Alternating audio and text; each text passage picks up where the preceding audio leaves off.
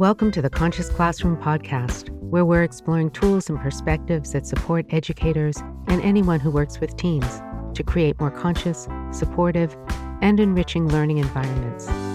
I'm your host, Amy Edelstein, and I'll be sharing transformative insights and easy-to-implement classroom supports that are all drawn from mindful awareness and systems thinking.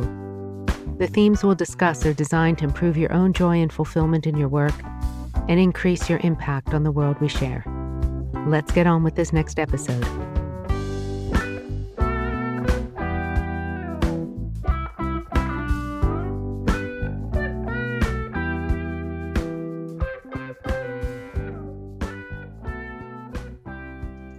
I've been reading a very interesting book. It's called Altered Traits by Daniel Goleman and Richard Davidson. Daniel Goleman was a science writer for the New York Times for 10 years. Both of them graduated Harvard with psychology degrees. Davidson went on to become a neuroscientist and head the neuroscience research lab at University of Wisconsin-Madison. Daniel Goleman has continued to write New York Times bestsellers like Emotional Intelligence and all kinds of books. They're both long-term meditation practitioners. And Altered Traits is a really interesting book. It came out 2 years ago, and it's really the summation and exploration of the deep research on the effect of meditation, basically talking a lot about what's commonly touted as the positive effects as not being as well documented in science as the marketing would like you to believe, while some of the more significant findings are not reported. And so it's just been fascinating. It's a little geeky at parts, but Dan's a great writer, so he always makes things readable. One thing that I found most interesting were some studies that they did on long-term meditators. Now, these are mostly people from Asia who have and continue to spend many, many, many hours, totaling decades of time in intensive retreat. And when they put them in fMRI machines and they measured what was happening in their brains, particularly when they would show them images of stress and suffering, compared to the ordinary person's brain response to stress and suffering, that they would have a heightened scale of an empathetic response of care and concern for another's suffering when they were shown those images or played those audios, babies crying and other things. And then their brain returned to normal very quickly. So what it revealed, which was very interesting, was that their ability to be open and compassionate in response to another's suffering was very well developed, but they didn't carry that over empathetic response with them after that immediate stimulus was gone. Now, for people who didn't have the same practice in empathy building tools, those brains showed that there was a slower and less intense response to suffering, but there was a longer tail of being caught in that sphere of suffering after the event had passed. I hope I explained that well enough, but what that means is that the more we practice tools of mindful awareness and compassion building, we are able to be very humanly present when we're a witness in front of suffering, but we're also able to let that go and return to a resting point that is one of well-being. When I lived in Dharamsala in North India in the early 80s, I spent 4 years there. I would see this in many of the monks, and especially in the Dalai Lama. when I lived there, it was before he won the Nobel Peace Prize. So he's very available anyway, but he was really quite available then. And he would meet with the Tibetan refugees regularly. And these were people who had recently come from Tibet or areas surrounding that, where they'd witnessed a tremendous amount of suffering, villages destroyed, monasteries destroyed, relatives imprisoned or tortured or killed. And everyone would stand in a line, and he would greet everyone one by one. He would also greet the Westerners who were there and answer our questions. And I would watch him. And when he would be directly with someone who was telling them the stories of their escape, and they would be crying, he would be shedding tears. Just, incredible presence and emotion and responsiveness and care.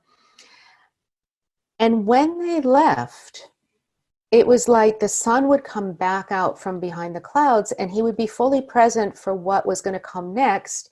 And what was going to come next might be somebody, a Westerner who would come and who was very excited about discovering meditation for the first time and very happy, and he would be very present for that. He was able to empathize and then let go, able to empathize and then let go. And so for those of you who described when we began carrying your suffering, so that your concern for your students, your concern for, or just the kind of residual effect of the anger of people who feel very frustrated and confined by the homestay, and have very little tolerance for suffering and discomfort, and have very uncomfortable home situations with a lot of strife. You're carrying that with you, is causing you to feel exhausted, of course, emotionally drained, physically drained. And that's something we really want to guard against. We want to be practicing self-care and mindfulness of whatever form you do in a way that will rejuvenate you, that will allow you to sleep, that will allow you to let go. When we think about the great role models of history who really were up against tremendous struggle, I often think about Martin Luther King, Nelson Mandela, and there's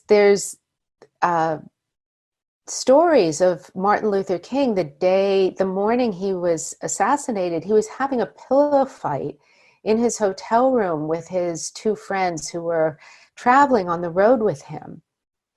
And the story is just he was very exuberant and playful, and he was able to do that in the middle of this very dangerous civil rights struggle. Nelson Mandela was the same.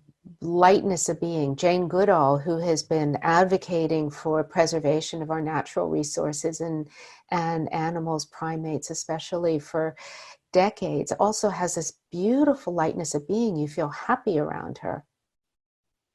And, I've seen her speak at these large UN gatherings, and she'll go through just a litany of what's happening to our natural world and to all the creatures in it, and the effect on us, and bringing out our sense of connectedness to all things. But she's not depressed. So how do people like that do that? They have an inner resource that they're always tapping.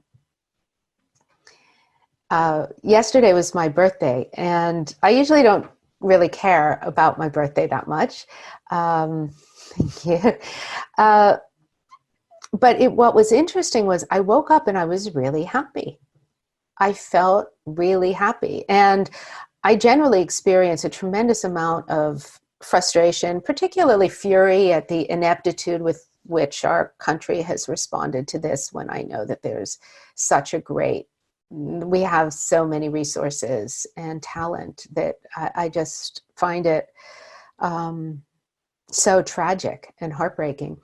So I experience those emotions often, but I also do have this residual peace. But yesterday somehow, the clouds weren't really there. And all day I just felt this deep joy, and I was really reflecting on it because as I was responding to people, I could feel that part of me, which I didn't respond to, but there was a conditioned part of me that didn't want to say, I feel joy. Because how can you say that you're grateful, you're happy, you're well, you're fortunate in the midst of so much suffering? I mean, Philadelphia is just so filled with so much suffering, and I worry about what's to come. I just feel as we start opening up again without testing, with the density and poverty, that we're in for a lot more suffering, I'm afraid. And I worry about that. I worry about the economic fallout, and I worry about the people who are stuck at home without without enough space, without enough food, and without supportive situations. So that's always on my mind. At the same time, I was just experiencing this incredible sense of the optimism of life that's optimistic prior and kind of deeper to the circumstances that we're in the midst of. And I feel that access to that experience of the goodness, the irrepressible goodness of the life force, of the way that shoots of crabgrass seem to like come through the cracked asphalt and the sidewalk, no matter how ugly and polluted that little piece of sidewalk is, there's still this irrepressible life force that comes through. That I feel that is what we want to access. As educators, as people who work with other people, we are not individually going to be able to rescue every child, solve the problems of the angry parents and grandparents who are feeling trapped and confined, manage an unresponsive and unsympathetic bureaucracy. But we can maintain our own stability within the midst of that without guilt. And the without guilt is really important.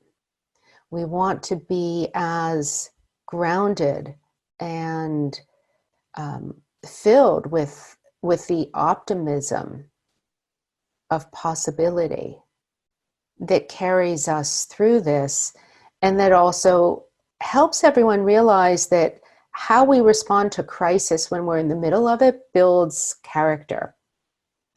If we respond poorly, if we don't take care of ourselves, if we let ourselves burn out, or if we get overly angry about things that we cannot control, we will undermine our own sense of confidence.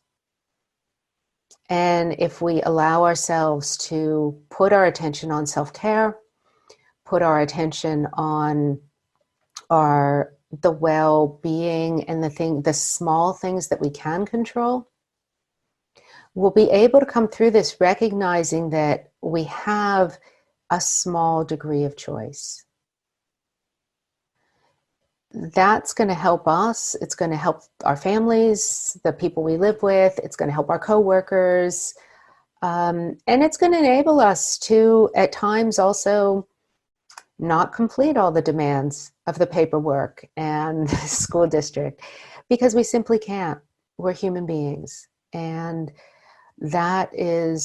it's just really important. If 10% of the district workforce gets sick and another 50% burns out, we're not going to be in very good shape in September.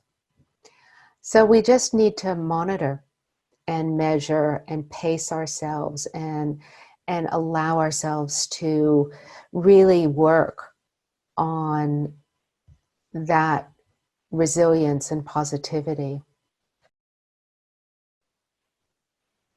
I think we haven't, in the course of the 6 weeks, I think we haven't done a thought bubble, which I know at a time was Kelly's favorite, so she might enjoy this.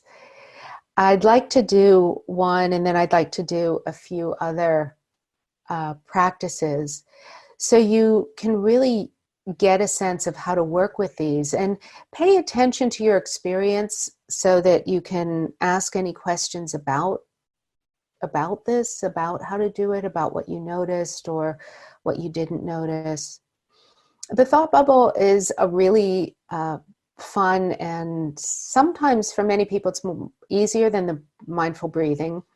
Whenever you notice a thought, an emotion, a sensation, a sound, put it in a bubble, any color bubble, whatever you like, translucent, rainbow, you can enjoy, and just let it float away. So every time you notice a bubble, notice a thought, sensation, feeling, sound, put it in a bubble and let it float away. The goal of this practice is cultivating the art of quick release. When we notice a thought, we're paying attention. So we're cultivating the quality of our attention. We're really paying attention. And when we notice thought, when we notice that thought percolate up and it starts to come into our awareness from the side or from the bottom or from the top, wherever they seem to come from. So you're cultivating your awareness, you're paying attention, you're not lost in daydreaming, you're not lost in worry. If there's worry, you just put it in a bubble, let it float away. If there's daydreaming, oh, daydream, put it in a bubble, let it float away. Distraction, put it in a bubble, let it float away. Self-doubt, put it in a bubble, let it float away. Whatever it is. And we're practicing the art of quick release. Good things might come to your mind, something that made you laugh, something that made you happy, something that was fun and overwhelming. I had some young friends call me yesterday, and their two children, 2.5 and 4, were so loud and outrageous. I just cracked up the entire time. They were just running around like the Tasmanian devils, playing and laughing, and then they put on a little shark face on the phone, so when you FaceTime, it turns your whole mouth to shark mouth, and they were having a great time talking to me as sharks, and it was just hysterical. It was silly. There was nothing to it. So good things that you remember, put them in bubbles, let them float away. Things that make you laugh, put them in bubbles, let them float away. What we're practicing is we're practicing the art of quick release. So when you're at home and you should be done for the day and your to-do list is too long, you just put it in a bubble, let it float away. You need rest, you need downtime, you need sleep. When you get off the phone with grandparents and parents who are venting their anger and frustration on you, keep putting it all in a bubble, letting it float away. Your own emotions, put it in a bubble, let it float away. Feeling hurt because that's really hard to deal with, put it in a bubble, let it float away. So we're practicing the art of quick release. So like those yogis, we can fall back to our reset button, our reset level of well-being. So let's start, and we'll go for like 6 or 7 minutes. I'll keep reminding you. You can do it longer when you're on your own, or you can do it shorter, but it tends to take some time. So bring yourself into a relaxed but alert posture with your spine tall.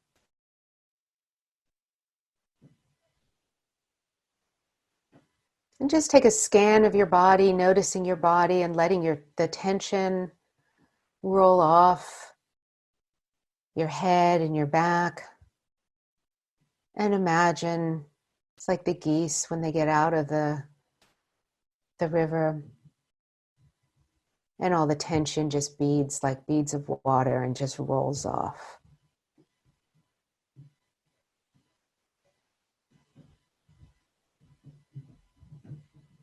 And when you hear the bell, we can begin.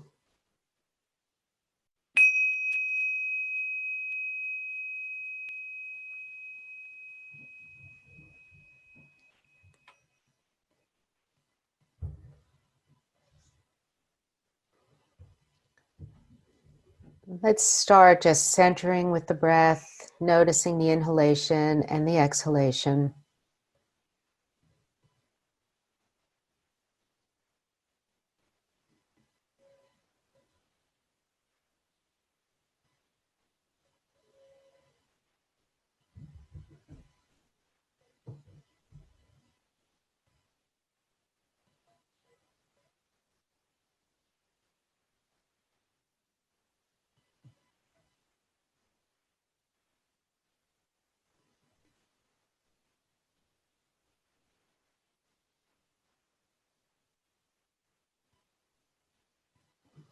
And now we'll turn our attention to the exercise.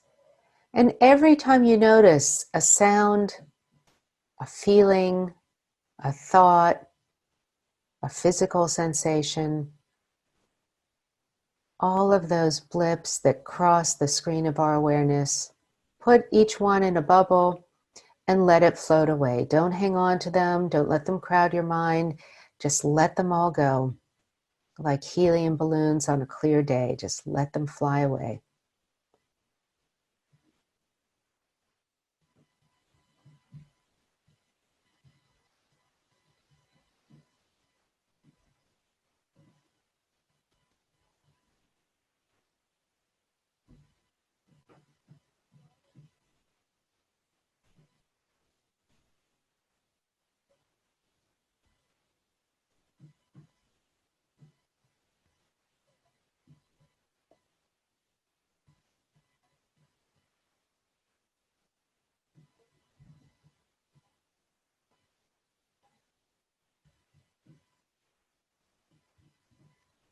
Be easy with yourself and relaxed. You may not notice thought, so you can just put blankness in a bubble and let it float away. We're not trying to generate thought. We're not trying to dredge our unconscious. We're just noticing what our experience is as it's arising. Noticing the objects of thought, feeling, sound, sensation, and putting them in bubbles and letting them float away.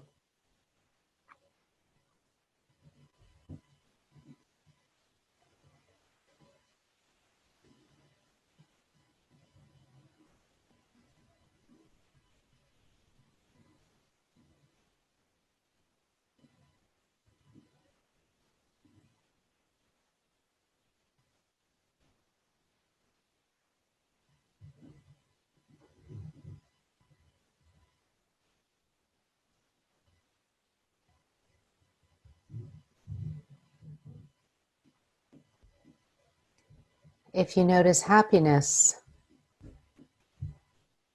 put that in a bubble, let it float away. Enjoy the process of putting it in a bubble and letting it float away.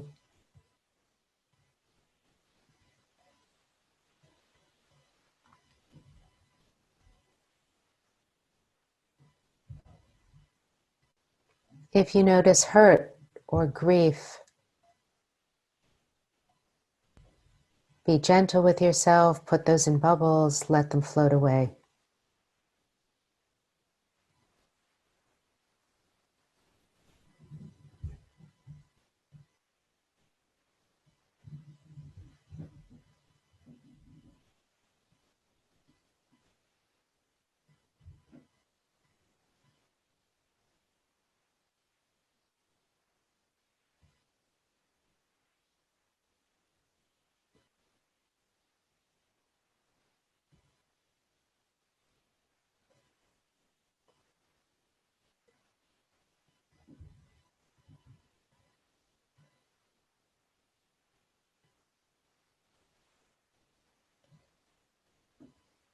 If you notice sounds in the room, in an adjacent room or outside, put them in bubbles and let them float away.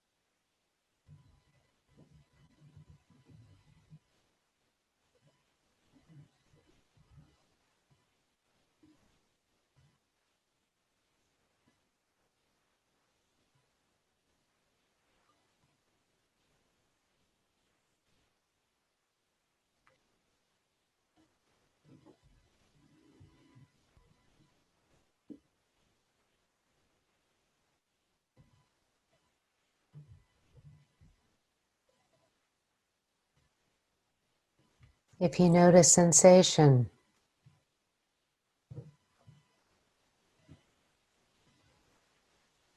pressure where you're sitting on the chair, tightness in your back, warmth in your hands, coziness in your feet, whatever you might notice as it passes the screen of your awareness, put it in a bubble and let it float away.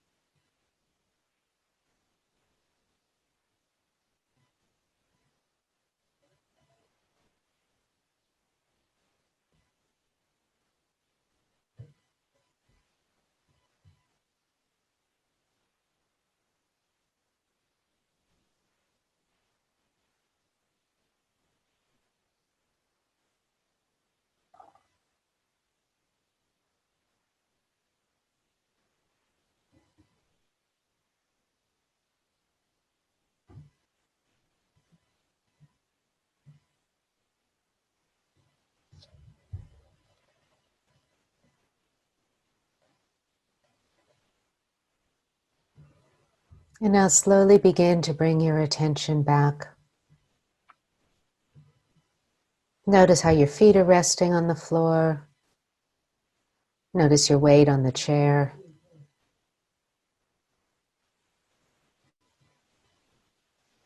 And when you hear the bell, we can finish.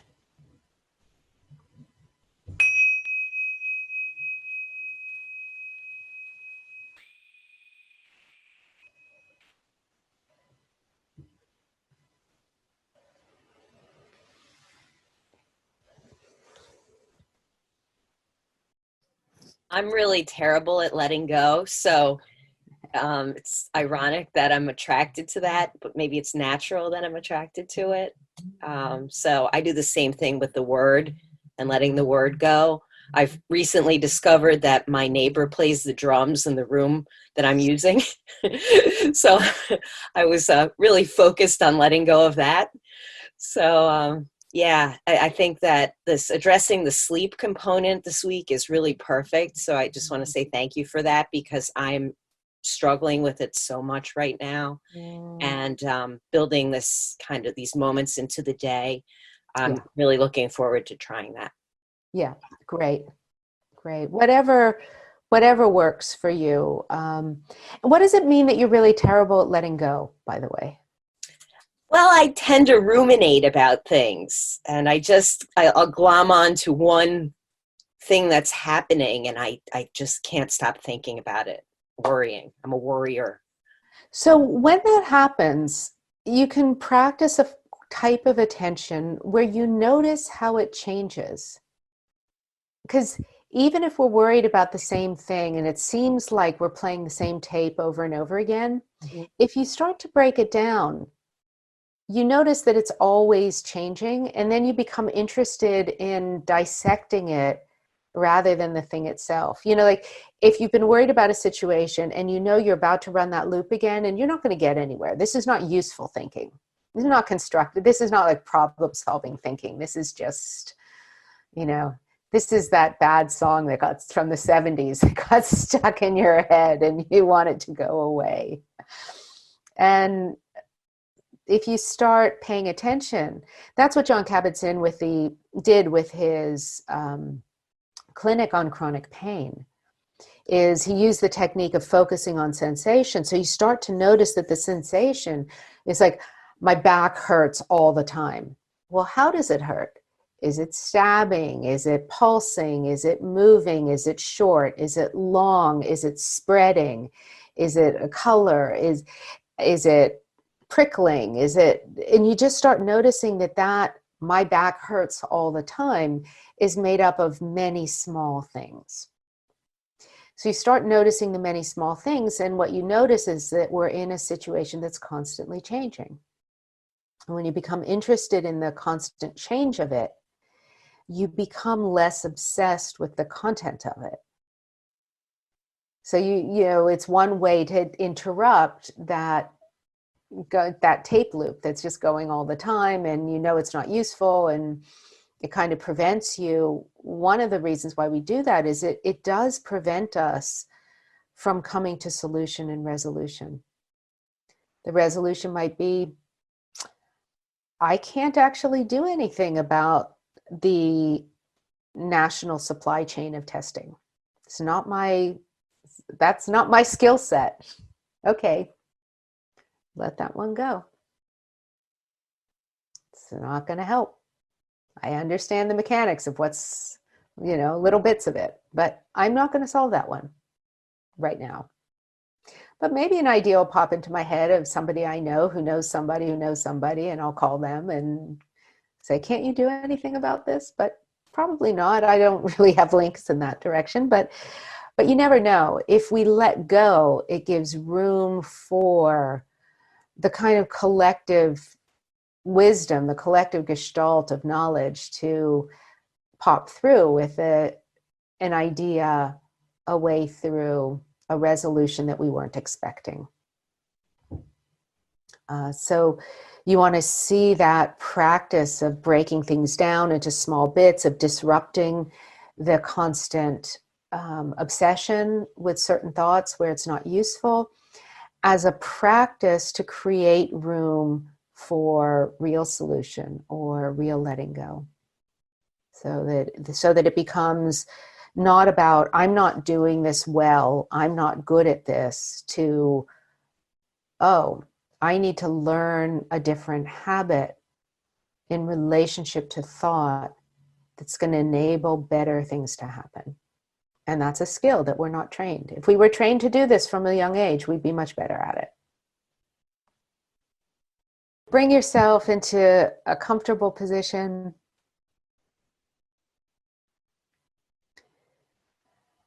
That's relaxed.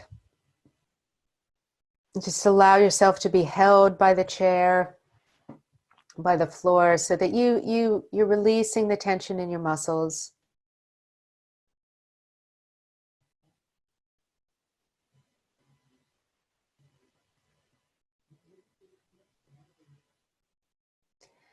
And let's start with the head. Bringing your attention to the head and noticing any sensations on the inside or the outside.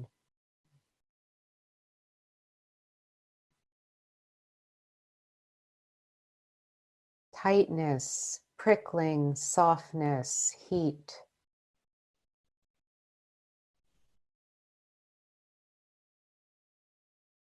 Sometimes you can feel, it's almost like you can feel your scalp, the hair in your scalp. There's a little bit of tightness in the scalp.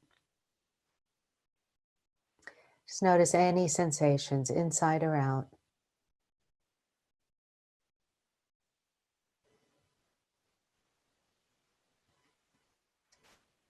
And now, using your breath, noticing your breath,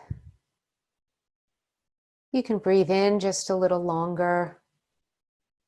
And as you breathe in, consciously let the muscles of your forehead and your cheeks and your mouth soften. And as you breathe out at your own pace, let them relax. Inhale and softening, exhaling and relaxing.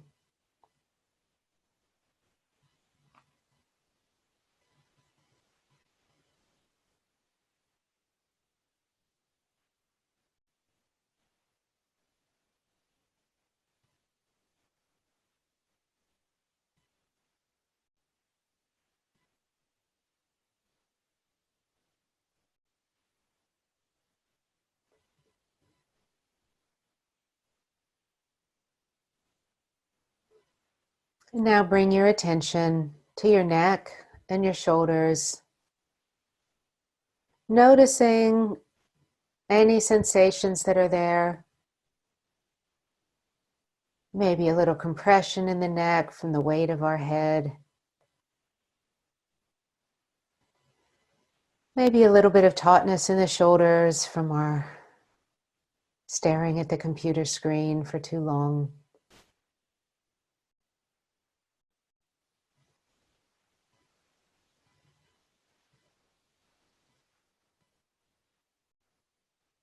Maybe you can feel the texture of your shirt on your shoulders.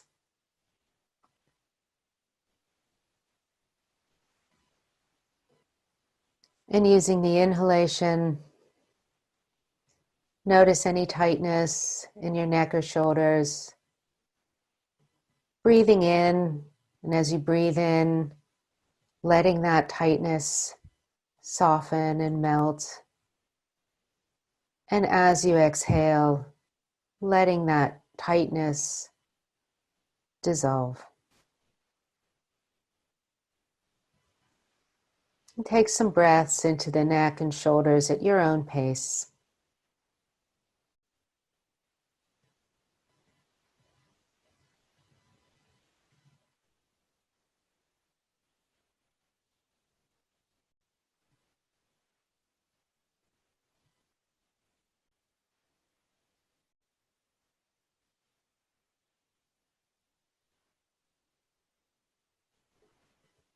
Now notice your whole torso, any sensations in your whole torso.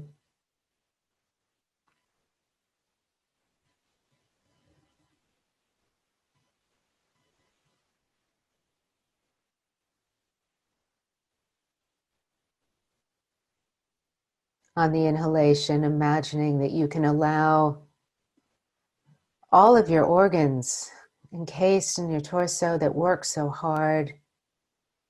Your heart beats all day, your lungs breathe in and out all day, your stomach digests, your intestines absorb, your liver and kidneys and gallbladder regulate your whole body. And using your inhalation, imagine that you could soften the space around your organs, the fascia that hold everything together, creating just a little more give, a little more room. And on your exhalations, melting any tightness or tension,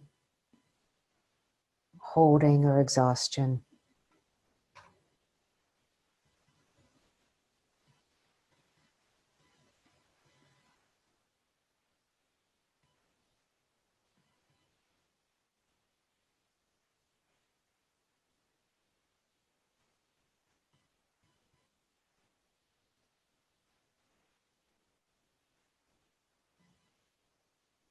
And now breathing into your limbs, both your arms and your legs. Noticing contact, maybe your hands with each other, your feet on the floor. Noticing any sensations in our limbs, in the arms or the legs.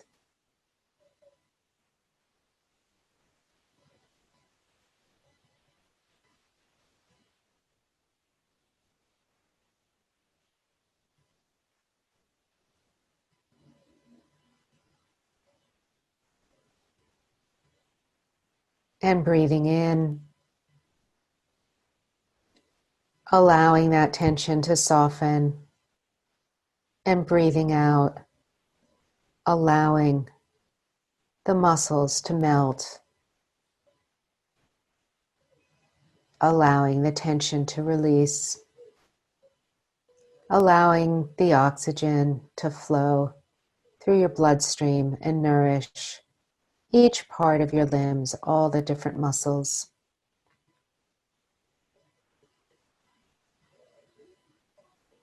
And now on your last breaths, just breathing into your whole body, oxygenating your body from head to foot. And as you exhale, imagining that you could exhale all of the cortisol, all of the stress, all of the regular toxins that build up in our system throughout the course of the day.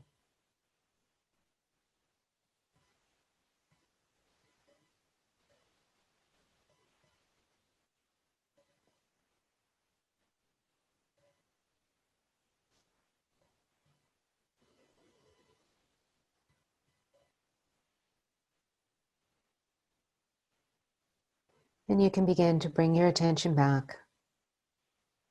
And when you hear the bell, we can finish.